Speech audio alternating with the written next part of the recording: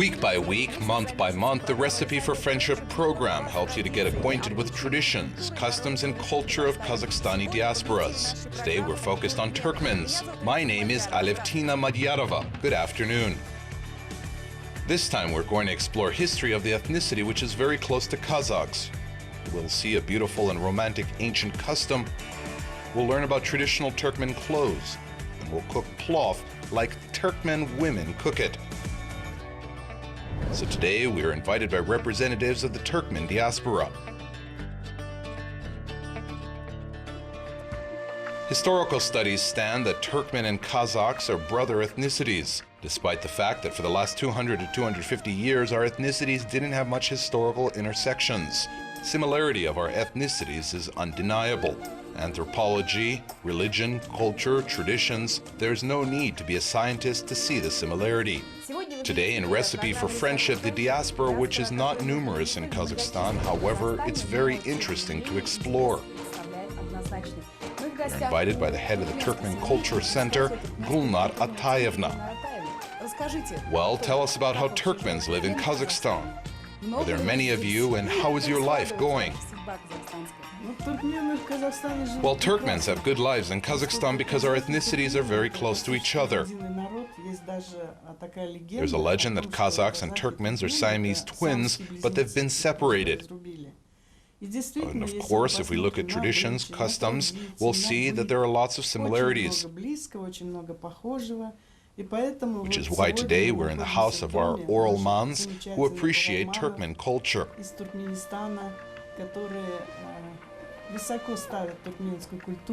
Our hospitable friends, Buranbayevs, Nurmukhan and Bibi, have been living together for more than 40 years. Saving and preservation of traditions became their life goal, because it's very important to teach young people to appreciate ancestors' traditions and culture. When I come to Kurultais in Ashgabat, foreign Turkmens from Europe ask me, why are you so proud of yourself? Are you a big frog in a small pond in Kazakhstan? I know that National Turkmen Center is getting 20 years this year. And you are not only the head, but also the founder of it. It actually happened about 20 years ago. Turkmen Kurultai needed someone from Kazakhstan. Gulnar Atayevna was given a task to find some people, but she didn't need to look for them. She went herself.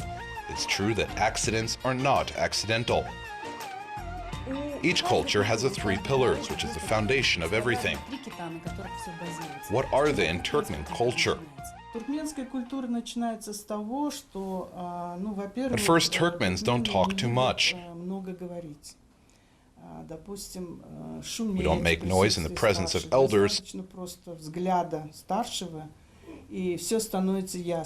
But it's connected somehow with the weather.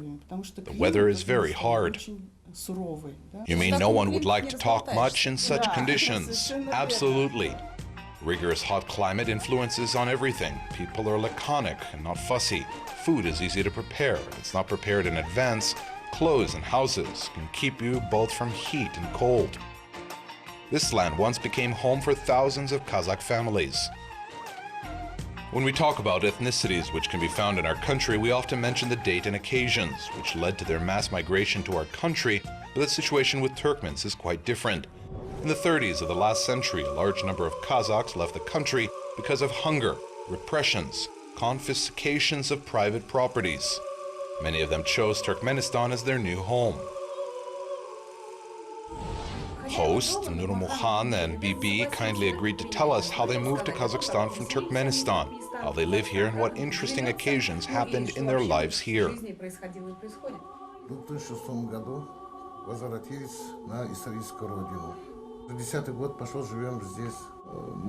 We lived our entire adult lives in Turkmenistan, and of course we have kept all Turkmen traditions and habits.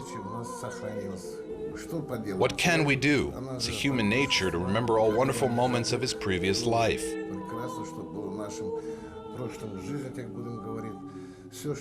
We remember everything we had. Turkmen daily life, Turkmen clothes. It's not worn for masquerade at all. That's why carpets, that clothes, we keep everything not for television, not for other people. Nurmukhan and Bibi moved to their historical homeland because of their children, wanted to continue their education. Now their 4 children are living example of friendship of nations. We really have an international family. Our eldest daughter married a Uyghur, our second daughter married a Russian, our youngest daughter married a Kazakh guy, and our son married a Korean girl. That's why we are a multinational family, almost the assembly of people of Kazakhstan. This couple has been together for almost 40 years, but considering the fact that they know each other since they went to kindergarten means that they know each other much more than 40 years. I noticed that while we were talking, Bibi was silent. I heard that there is a custom among Turkmen women. They grit scarf between their teeth to avoid speaking. Yes, indeed, Turkmen women should be silent if a man is speaking. It's our tradition, we just do so. Interrupting a man is considered a sin. Is it hard to keep such traditions? We get used to it. We try to avoid telling unnecessary things. Everything in this house reminds me of Turkmenistan. Everywhere Turkmen carpets which have sacral meanings. The carpet is the most important part of Turkmen interior. If to compare Turkmen carpets to Azerbaijan and Iranian carpets, the Turkmen carpets are much thicker. Carpet makers prefer to work with hands. Carpets are made only by women, and it takes several months to make such a carpet. Bibi claims that such carpets are very durable. Also, they are almost dust-proof because of their thickness. Before, people used to use these carpets to keep their houses warm. Now they do it because of tradition. The same with clothes. Of course, in daily life, like each modern person, they wear modern clothes. But national clothes are cherished. Typical Turkmen's appearance is common for Turk people. Therefore, you barely can distinguish a Turkmen in the street. But on some holidays, they can be easily found because of their national clothes.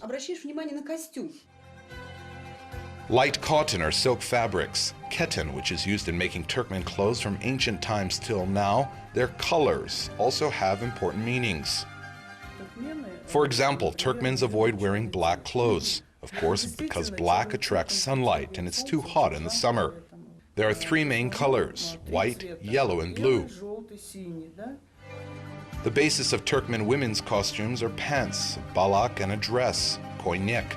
In general, the Turkmen clothing retains the simplicity of form and balance in detail since ancient times. Cutouts didn't change for centuries due to climate and the nature of life. But swing coat or jackets that has a variety of names in Turkmen, such as kurta or chirip, more common for respected women, married or aged, and it's common for Turkmenistan, even for urban people. Even in the capital, you can see women in such clothes, and it's needless to say that it's common for villagers. Seems like these clothes are really comfortable and usable. It is worth noting that the Turkmen suit remain one of the most complicated among the Iranian tribal ethnicities' clothes. One of the reasons is complex embroidery.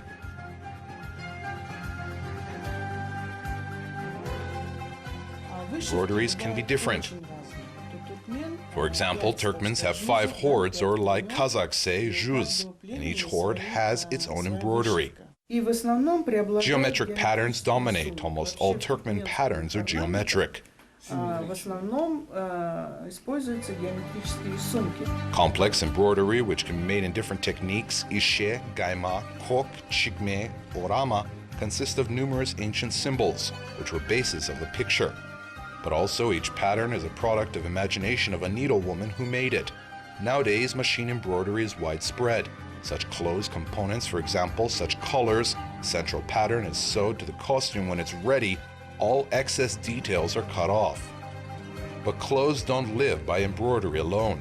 You must admit that it's hard to imagine traditional clothes of an Oriental woman without jewelry. A key element, gul yaka. Gul stands for flower, yaka means collar. So it's flower on the collar. Gul yaka can be different sizes, some of them cover the whole chest. It's considered that ancient Turkmen women wore it for protection, like Amazon women. Bracelets, other silver-made jewelries, they protected women from arrows. There's another explanation of the fact that nomad women wore all their jewelries in everyday life. It's a fund if you, for example, need to leave urgently. And also it's a guarantee of survival of the family which lost its breadwinner.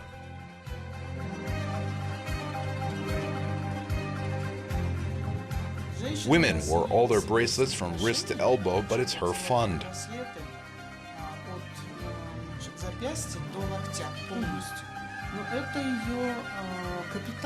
This one is gul yaka too? Yes, it's round gul yaka in the middle and flower pattern on the sides. Net mass of whole jewelries can reach 7 kilograms, and during the wedding, a bride is also wearing heavy silver-made headdress. But the bride isn't against it because it's her dowry. What is also worth to notice in Turkmen women's appearance? For example, her hairstyle. Turkmen women plait their hair. They usually make 2 plaits. Also, if plaits lay on the chest, it means that a woman is young and unmarried. Married women should put her plaits behind her back. What about men's costumes? Turkmen Jigit's traditional clothing is also very interesting. Colors remain the same, white, yellow, and red. Upperwear is called shapan, it can be various. Thin striped robe is good for summertime. But if you remember, the climate of Turkmenistan is a desert climate. It's very hot in the daytime, but temperature drops instantly at night. Look at this gorgeous robe. It's not just shapan, it's almost a sheepskin coat.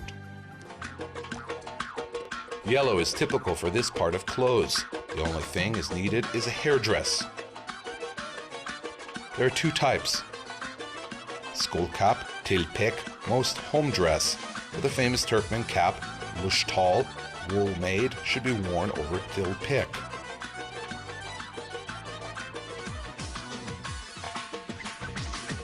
This hairdress is very practical. When it's hot, it keeps the head from heating up. When it's cold, it helps it to keep warm. When it rains, it replaces an umbrella. But of course, these costumes look more beautiful when they're worn by people. Turkmens may not be living in Kazakhstan for too long, but at first, this ethnicity is very close to ours, and at second, Turkmen rituals are extremely beautiful. The majority of rituals are connected to the wedding. Some couples still prefer to marry on Mondays because Monday is a lucky day. Sekheltli Guyun for Turkmens. The wedding dress, which doesn't differ much from common ones, is sewed by an honored and respected woman. A mother of a big family, it would be a guarantee of a happy life for the newlyweds. Numerous jewelry should protect the young bride from evil spirits by their jingling. And offcuts which are left from the wedding dress are considered as a talisman for bridesmaids. In general, it is worth noting that there is a special attitude in Turkmen traditions for scarves, shawls, and any tissue cuttings like them. Till this day, little pieces of fabric or handkerchiefs are given to the wedding guest for luck. There's one more ritual competition which is related to cloth. Do you remember Western wedding traditions of catching a bride's bouquet? Turkmens have similar one, but in their case, people compete for a scarf. Moreover, competitors are men who want to marry soon. This joyful competition is held after the newlyweds leave for their holiday and is led with songs, jokes, and laughter. The main task is to jump as high as you can to tear off the scarf, which is tied to a branch of a tree.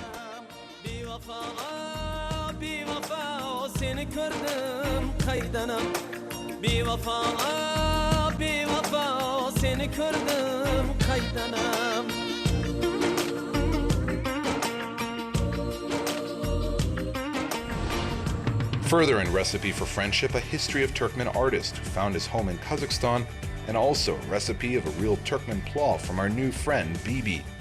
Like Bibi and Nurmukhan, Sheikh Durdi Oradov, or Sheikh, like he calls himself, came to Kazakhstan in the 90s. A native Turkmen member of the USSR Union of Artists, participant of many exhibitions, winner of many awards, but first and foremost, a warm host and sincere person.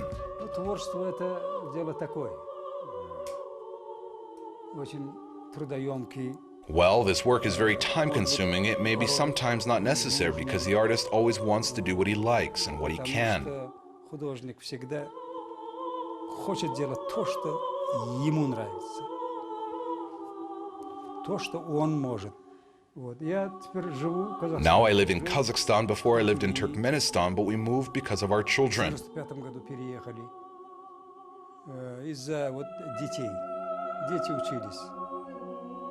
One studied in the Polytechnic University, others in the Academy of Arts, and the last in Medical University. Member of the USSR Artists Union, honored worker of arts of Turkmenistan, Orada found his place in our country too. The artist always takes part in various exhibitions and symposiums. A few years ago, Kazakh Museum held his personal Jubilee exhibition. About art in Kazakhstan, this land is very favorable for an artist, in some way, a special climate.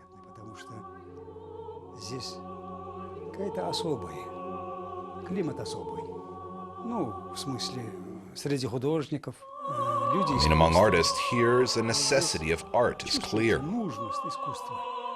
Despite the mature age, this year he will be 75, the artist creates lots of paintings, most of them just for his pleasure. I mean, an artist, even if he is not given the time or the opportunity, no matter, he will paint, because it's his need. He may not know the reason of that, it's just his internal requirement.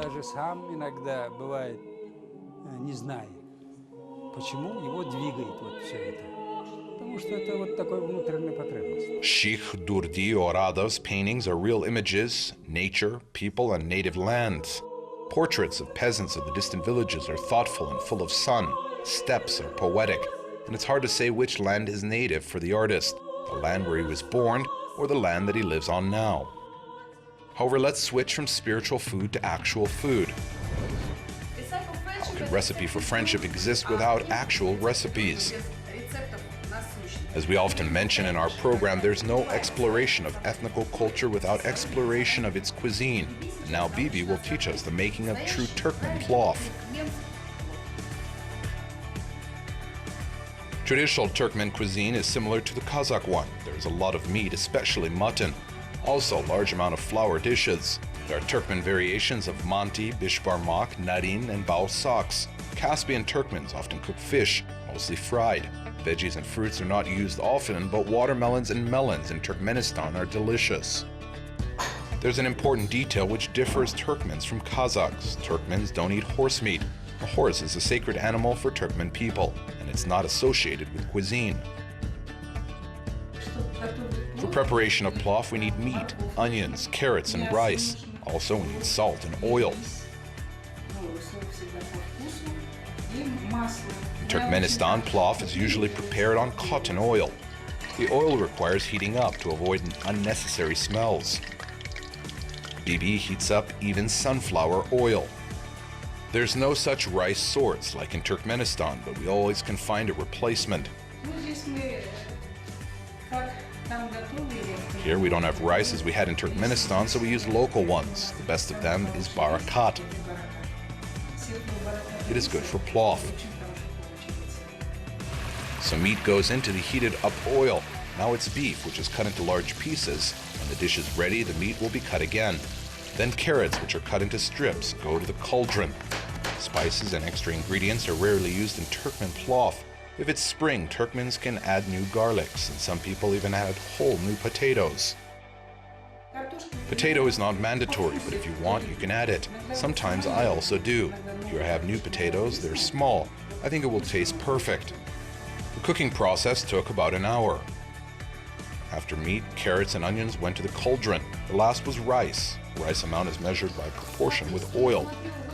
For Bibi, it's 3 pialas of rice to 1 piala of oil.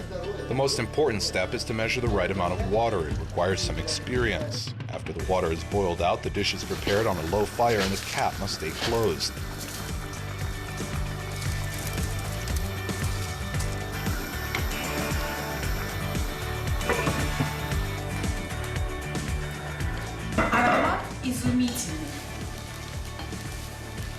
The dish is mixed only when it's completely ready. You cannot disagree that it looks very delicious. The aroma, believe me, won't leave you unmoved. And I'm sure that the taste won't disappoint your expectations too.